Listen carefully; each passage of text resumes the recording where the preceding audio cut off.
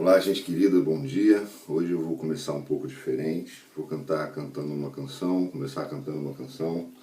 que fala muito ao meu coração, né? Uma canção que a versão original era Still, da Hillsong, e a letra que eu vou cantar é uma letra feita lá pela Igreja Oceânica, mas que eu gosto muito dessa versão.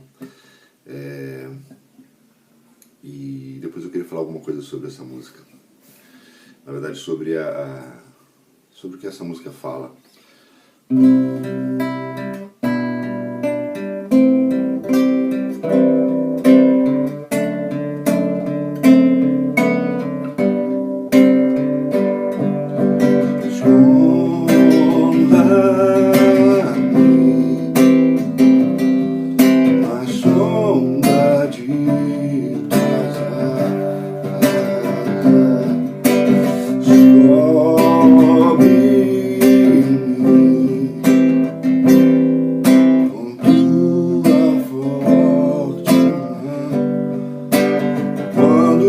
Oceanos se agitarem e os trovões rugindo sobre mim. Pai, tu és o rei sobre os mares. Eu me aquieto, pois tu és Deus. Somente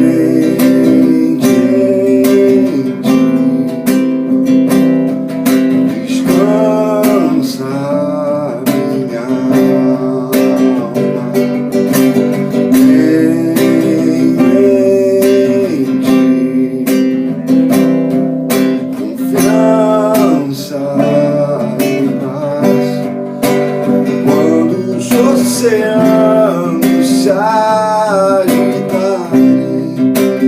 e os trovões rugirem sobre mim. Pai, tu és o rei sobre os mares. Eu me aquieto, pois tu és Deus. Eu me aquieto, pois tu és Deus. Essa música ela fala de uma maneira muito profunda de uma passagem que está lá em Mateus capítulo 8, verso 23 até o verso 27. E essa passagem diz o seguinte: Então, entrando ele no barco, seus discípulos o seguiram. E eis que sobreveio no mar uma grande tempestade, de sorte que o barco era varrido pelas ondas. Entretanto, Jesus dormia. Mas os discípulos vieram acordá-lo, clamando: Senhor, salva-nos, perecemos. Perguntou-lhes então Jesus: Por que sois tímidos, homens de pequena fé? E levantando-se de repente, repreendeu os ventos e o mar, e fez-se grande bonança. E maravilharam-se os homens, dizendo: Quem é esse que até o vento e o mar lhe obedecem? Esse texto fala muito ao meu coração, porque ele começa falando sobre uma tempestade. As tempestades na vida, elas são inevitáveis, elas acontecem. E elas não estabelecem dias nem horários. Elas não estabelecem tempos. Elas acontecem. E elas acontecem de repente. E para uma pessoa que vive do mar, vive da pesca, a tempestade é um prejuízo, porque a pessoa não consegue pescar, ela não consegue controlar a força das ondas, e muitas vezes, dependendo do tipo de embarcação, ela tem que controlar as velas, ela precisa controlar a tripulação, então é muitas vezes um prejuízo. E muitas vezes a tempestade ela acontece na nossa vida em forma de uma enfermidade, em forma de um desemprego, às vezes uma decepção com alguém. E essas tempestades, muitas vezes, elas querem nos fazer afundar, elas querem nos fazer submergir. Mas o texto também afirma que Jesus estava dormindo. Muitas vezes a gente pode criticar a atitude de Jesus. Como é que Jesus está dormindo no meio da tempestade? Como é que Jesus pode estar dormindo enquanto os discípulos estão apavorados? E os discípulos, eles com muito medo acordam Jesus e falam: Senhor, salva-nos, perecemos. E muitas vezes é esse o sentimento que está no nosso coração. Quando nós estamos no meio da tempestade, nós não conseguimos enxergar a saída da tempestade. Nós não conseguimos enxergar a solução para a tempestade. E aí Jesus, ele repreende aqueles discípulos dizendo, olha, vocês têm muito pouca fé. A Bíblia fala que a fé é a certeza das coisas que se esperam e a convicção de fatos que não se podem ver. Então, nós precisamos aprender a ter fé, mesmo que as circunstâncias sejam contrárias. Nós precisamos ter fé, mesmo em meio à tempestade. Nós precisamos aprender a ter fé, mesmo que tudo diga o contrário. E o texto continua dizendo, Jesus ele acorda naquele momento, ele se levanta daquele barco no meio de uma tempestade e ele ordena aquele mar que se aquiete.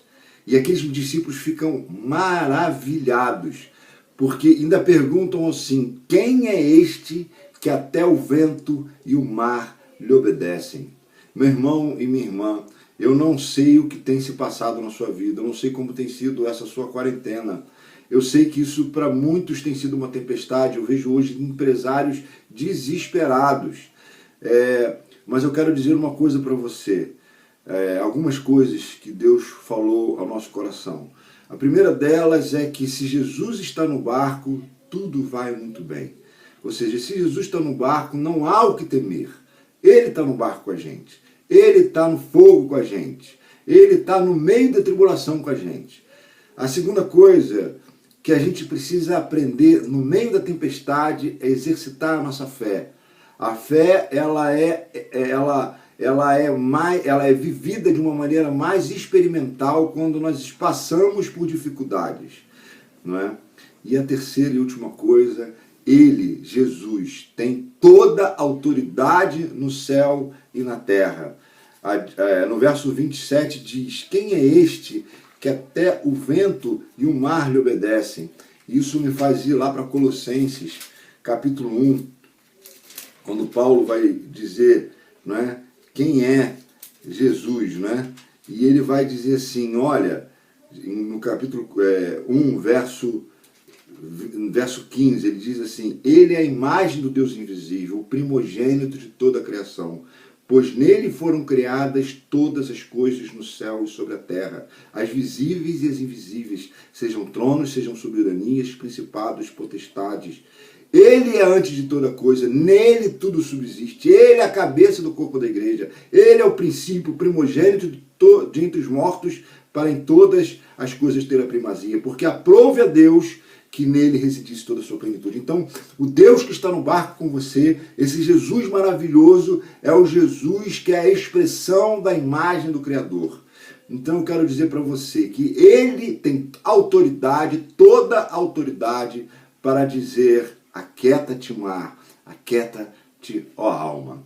Então, eu quero deixar essa palavra para você e dizer para você que Jesus está no barco com você. Que ainda que as coisas sejam contrárias, ainda que os ventos sejam opostos, Jesus continua no barco junto com você. E mesmo, como diz essa canção, quando os oceanos se agitarem e os trovões rugirem sobre mim, ele é o rei sobre os mares. Nós devemos nos aquietar, porque ele é Deus. Que Deus te abençoe. Bom dia.